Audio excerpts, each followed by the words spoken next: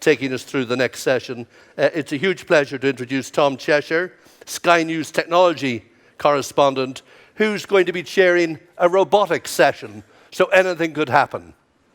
Hello. Welcome. Thank you. Cheers. Thank you very much. Thanks.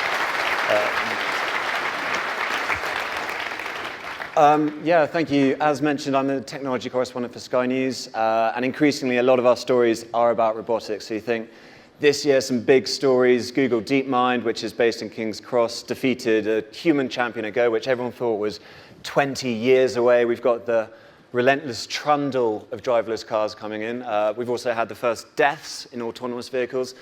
So not all good news. The problem of fake news on sites like Facebook and Google. So there are challenges here. But there's also huge potential. So you've got Google working with the NHS now to try and spot eye diseases in particular before human doctors can. IBM's Watson is now better at diagnosing cancers than human radiologists.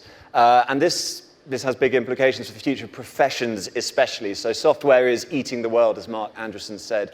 And that's increasingly extending to things like accountancy, law, even journalism, quite worryingly. There are robots that can write better articles than I can, or quicker articles than I can.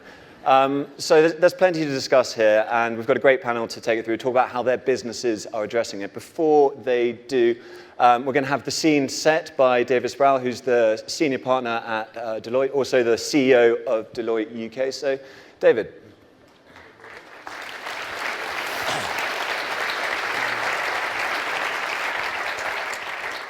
Tom. Hello. Good afternoon. Well, I'm delighted to be here representing Deloitte and as a partner of the CBI. And I think my few words perhaps are very relevant given Paul's comments about technology. But if we think about it, artificial, augmented, cognitive intelligence, is already here. Things like self-driving cars, even translation software, we wouldn't have thought about 20 years ago, 10 years ago. And the fear of unemployment caused by those advancing technologies is also nothing new. What's different now is that the scale and pace of change and the potential impact on jobs is far greater than we've ever seen.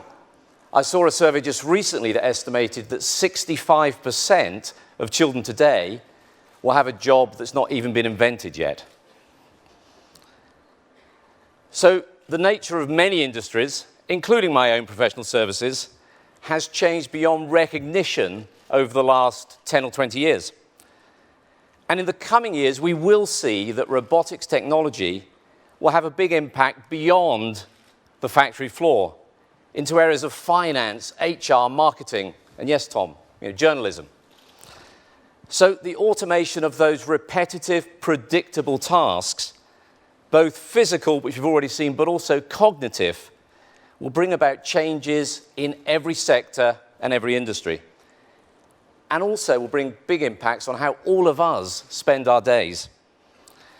Now, I remain optimistic about the future, partly because of some research that Deloitte has done about technology over the last 20 or 30 years, which has shown that technology has been a wealth creator and a job creator over that period.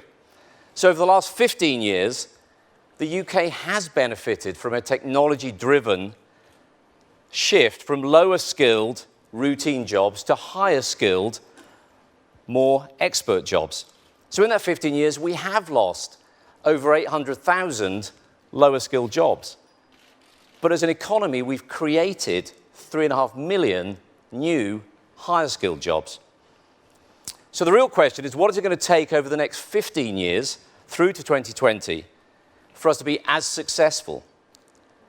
Now, I'm a great believer in much of what's been said already this morning in terms of the power of the UK economy, the power of UK businesses, their track record of resilience and adaptability against whatever challenge is put in front of us. And we've proved our resilience again and again. But the question today is, how does the UK seize upon this rapid pace of innovation and technological change to not only survive, but prosper in that future post-Brexit world? Firstly, can we create the leading technology-enabled economy in Europe? driving productivity increases, and re-establishing the UK as the most competitive economy in Europe and the world.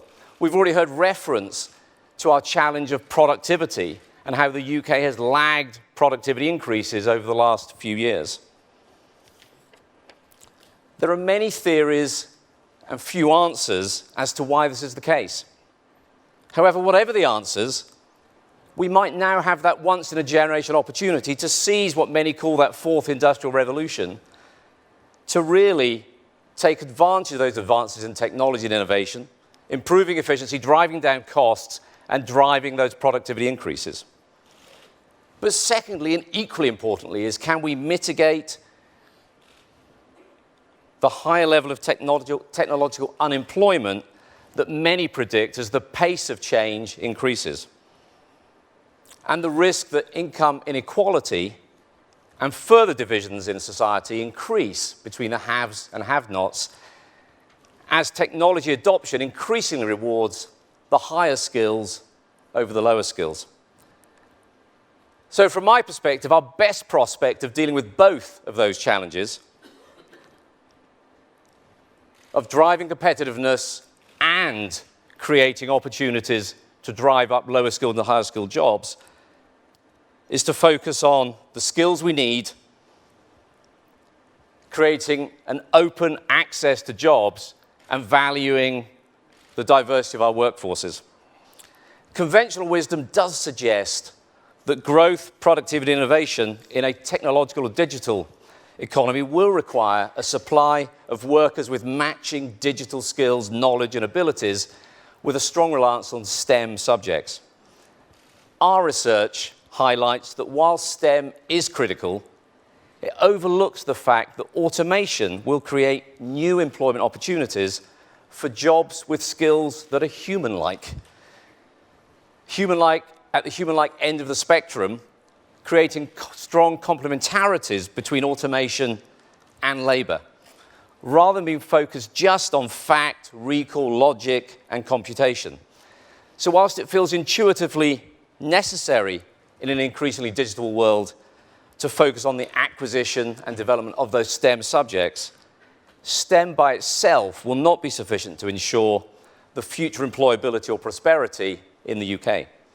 We do need to consider what skills, knowledge, and abilities are needed for the vast majority of jobs, not simply to avoid being substituted by machines, but to help the future workforce to adapt to working alongside machines in the office, in the shop, and in the factory, in a smarter and more productive economy.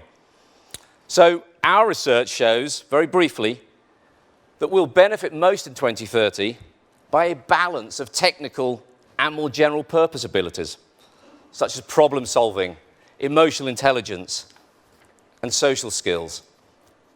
A high level of ability in the English language, negotiation, and skills of persuasion will also be critical. The research also suggests that yes, we will in 2030 have an increased demand for STEM subjects, more STEM-enabled professionals, teachers, engineers, IT and digital specialists. And finally, the research shows that looking at a number of national economies, there is a real correlation, perhaps unsurprisingly, between investment in education and the percentage of jobs at risk of automation. So beyond developing those right skills, in order for us to take advantage and beat the status quo, we do have to ensure that we look at how we bring more people into the workforce, how we create opportunity for all. We at Deloitte are focused on how we recruit by bringing in blind and cognitive recruiting, taking away from the recruiting process the background to the individuals, and like many employers, focusing on recruiting school leavers around the UK. So business has a real role to partner with policymakers and educators on both developing that right balance of skills, STEM, and those broader human-like skills, on creating opportunity for all, and in really valuing that diversity of workforce from across the UK and where it's additive from outside the UK to really drive a future successful UK economy. Thank you very much. Thank you, David.